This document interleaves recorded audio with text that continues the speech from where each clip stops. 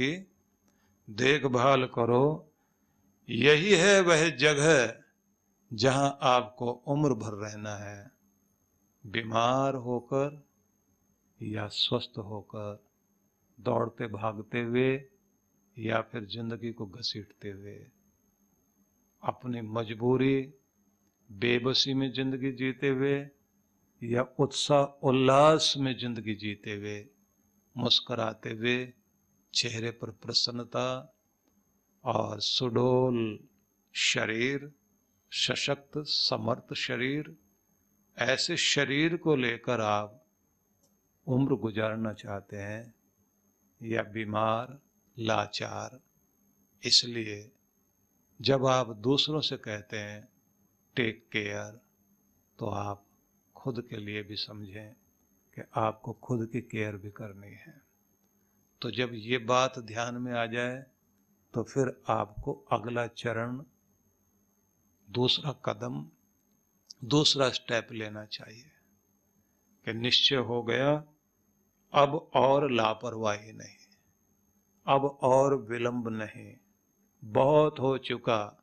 सबसे कीमती दुनिया में और कितनी भी कोई चीजें होती होंगी, लेकिन आपसे कीमती दुनिया में कुछ भी नहीं है। आप हैं तो दुनिया है, आप ही नहीं तो फिर कोई कुछ भी नहीं। आपका स्वास्थ्य ही सौंदर्य है, स्वास्थ्य से बढ़कर दुनिया में कुछ भी अच्छी चीज नहीं। तो ये आपने निश्चय कर लिया, अब मैं इसके लिए कदम उठाऊंगा, अपने आहार को ठीक करूंगा, मेरे लिए कौन सा उचित आहार है उसी को मैं खाऊंगा, स्वाद को महत्व नहीं स्वास्थ्य को महत्व दूंगा, स्वेद बहाकर स्वाद लेना शुरू करूंगा। हर दिन पसीना नहीं आए तो फिर जिंदगी का स्वाद भी नहीं आएगा। इसलिए हर दिन मुझे फिजिकल एक्सरसाइज, दौड़ भाग, परिश्रम निश्चित रूप से करना है। और जब ये भी निश्चय हो गया तो फिर अगला कदम उठाना। मैं एक एक स्टेप की बात इसलिए कह रहा हूं कि आपको जागरूक होना है। तो किस तरह से? श्री कृष्ण के आदेश साधारण नहीं है। जो उन्होंने कहा कि उठो और अपने संशय को काटो, अपनी दुर्बलताओं को काटो, अपनी लाचारी को काटो, अपनी बेबसी को काटो, जहां तुम फंसे हुए हो, जहां तुम बंधे हुए हो, उस सब को काट कर खड़े हो जाओ। तो वहीं ये आदेश भी है कि अब तुमने निश्चय कर लिया कि अपने लापरवाही को भी काट लिया, अब तुम अपने आप को बेहतर बनाने के लिए तैयार हो गए, तो अपने आहार पर भी ध्यान दे रहे हैं, स्वेद बहाने के लिए, पसीना बहाने के लिए तैयार हो गए। तो अब 3 तरह की एक्सरसाइज करनी ही है।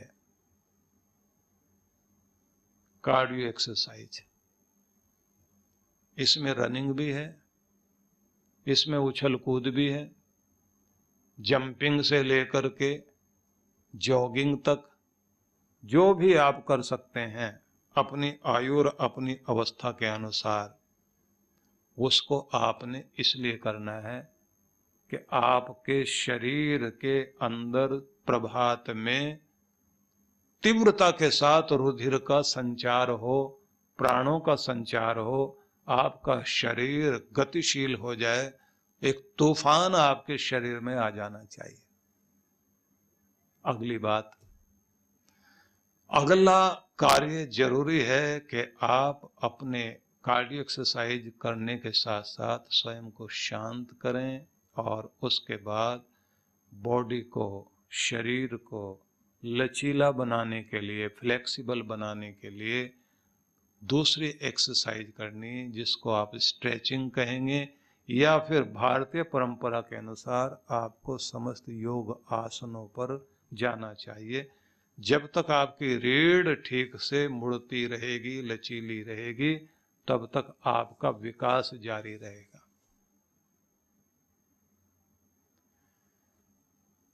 कुछ साल पहले मैंने देखा था, राम जेठमलानी जो भारत के बहुत बड़े वकील हैं, उनका एक वीडियो आया मेरे पास, जिसमें वो 90 से ऊपर की उम्र में बहुत तेज एक्सरसाइज कर रहे हैं। दिमाग भी तेज, शरीर भी तेज। कमाता रहे आदमी तो बूढ़ा नहीं होता। और जो लोग कुछ नहीं कर पाते, शरीर मोटा करते रहते हैं, शरीर को हरकत नहीं देंगे, उंगली को हरकत देते हैं, आओ इधर आओ, पानी लेके आओ, बैठो उठो जाओ, उनकी उंगली बहुत तेज चलती है, खुद नहीं हिलेगा, बिल्कुल नहीं हिलेगा। ऐसा धरती धकेल बन के बैठा होता है कि पूरी धरती हिल जाए लेकिन वो नहीं हिल सकता, और मोटापा बढ़ता रहेगा। बॉडी को लचीला बनाना बहुत आवश्यक। अब तीसरी एक्सरसाइज, प्राणायाम। आपकी आयु आपके प्राणों में ही है। रोग, शोक, भय, चिंता, क्रोध सभी का असर सीधा सीधा प्राणों पर पड़ता है। तो प्राणायाम हर दिन कम से कम 20 मिनट का तो प्राणायाम चाहिए आपको। और अच्छी नींद। और इसमें भी एक बात और ध्यान रख लेना, रात को जब आप सोने लगें तो उससे आधा घंटा पहले, होना तो चाहिए 1 घंटा, एक्सपर्ट लोग तो कहते हैं 1 घंटा पहले कोई भी टीवी और आपका फोन, जिससे आपकी ये ब्लू रेज, नीली रोशनी जो फोन के द्वारा आपकी आंखों में जाती है, तो वो आपके शरीर में, मस्तिष्क में, वो जो केमिकल आपको 10 बजे से लेके और रात के 12:30 बजे के लगभग आपके शरीर में रिलीज होता है, जिसके कारण नींद आती है, उस पर यह असर डाल देता है। तेज रोशनी और तेज ध्वनियां नींद छीन ले जाती है। नींद तो आएगी लेकिन सपने बहुत आएंगे। अगले दिन जागोगे लेकिन अपने आप को फ्रेश फील नहीं करोगे। लेकिन मैंने तो एक विषय लिया, एक बात ली है, लेकिन यही बात नहीं है, सब जगह जोड़ दीजिए इसको। शरीर भी, मैंने कहा ना कि शरीर की देखभाल करिए, यही वो जगह है जहां पर आपको जिंदगी भर रहना है। आप अपने आप को किस तरह से देखना चाहते हैं, अपनी पर्सनैलिटी कैसा बनाना चाहते हैं, ये कोई और करने वाला नहीं। किसी और के कर देने से आपके शरीर में कुछ अच्छा हो जाएगा, ऐसा होने वाला नहीं। आपको खुद ही सेहत खुद कमानी पड़ेगी। सम्मान भी किसी की सिफारिश से नहीं मिला करता, और अगर किसी के सिफारिश से सम्मान मिल गया तो वो झूठा होता है। तो इसलिए अपने संशय को काटिए जो आपको आगे बढ़ने से रोक रहा है, वो सारी चीजें काट दीजिए। और फिर कहते हैं योगम आतिष्ठ, योग की शरण ले। भगवान श्री कृष्ण ये आदेश देते हैं, योग की शरण लो।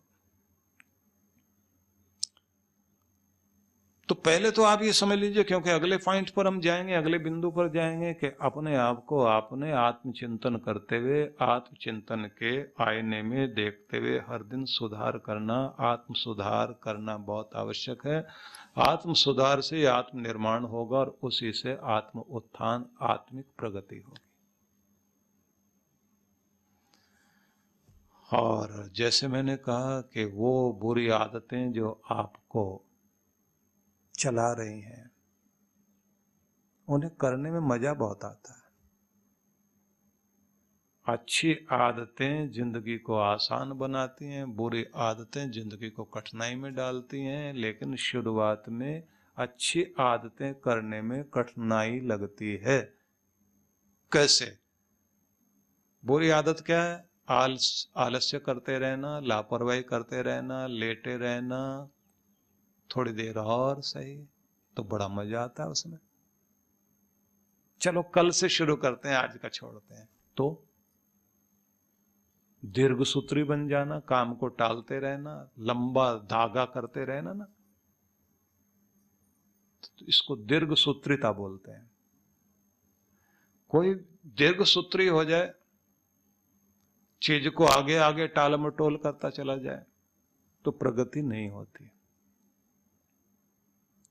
क्योंकि उसमें बड़ा मजा आता है, ऐसा कुछ करने में बहुत अच्छा लगता है। उठकर जाने में बड़ा मुश्किल लगता है, या मौसम भी आजकल ऐसा नहीं है, अच्छा लगता है सोने में। और जब आप आदत बना लेंगे हर दिन एक्सरसाइज की, दौड़ने भागने की, तो फिर आपको अच्छा वो लगेगा और आप कहेंगे मैं अब तक क्या करता रहा हूं, अब जो मुझे मिल रहा है जिंदगी तो ये है। तो इसलिए आप ये बात ध्यान रख लीजिए कि अपने आप को नई जिंदगी जीने के लिए उन संशयों को, लापरवाहियों को, दुर्बलताओं को, कमजोरियों को काटना शुरू कर दीजिए। और अगली बात जो भगवान श्री कृष्ण ने कही, योगम आतिष्ठ, अब योग में स्थिर हो जाओ। योग में स्थिर होने का मतलब है कि भोग में तो तुम स्थिर हो ही, अब योग में स्थिर होने का समय आ गया। अपने भीतर शांत होने के लिए, भीतर की चांदनी में स्नान करने के लिए तुम्हें अवसर दिया जा रहा, अपने ध्यान में उतरने के लिए तुम्हें अवसर दिया जा रहा। तुम्हारा मन सुकून से रह सके, और दो चीजें जरूरी होती हैं जिसने योग में स्थिर होना है, एक डर और एक दर, दो चीजों को ध्यान में रखना। परमात्मा का डर बनाए रखो कि पाप ना हो, गलतियां ना हो, और परमात्मा का दर याद रखो कि वो ना छूट जाए। तो दर को और डर को, दोनों को पकड़े रखो। डर रहे, दुनिया से डरना नहीं, लेकिन डरना है मेरे प्रभु का दामन ना छूट जाए, उससे दूर ना हो जाऊं, गलतियां ना हो जाए, और उसके दर से जुड़ा रहूं। तो दर भी याद रख लेना, डर भी याद रख लेना। जैसे मैंने बहुत पहले याद कराया था कि 4 चीजें याद रखनी होती हैं, अर्ज, कर्ज, मर्ज, फर्ज। ऐसे याद कराया था, युक्ति, मुक्ति, भुक्ति, सुक्ति। तो ऐसे याद करा रहा हूं कि डर भी और दर भी। अब वो जो 4 चीजें मैंने बताई ना, कि हर व्यक्ति को हर दिन अपना फर्ज निभाना है, और कर्ज सिर पर रहने नहीं देना, शरीर में मर्ज नहीं रहने देना, और अर्ज हर दिन करनी है, प्रार्थना जरूर करनी है।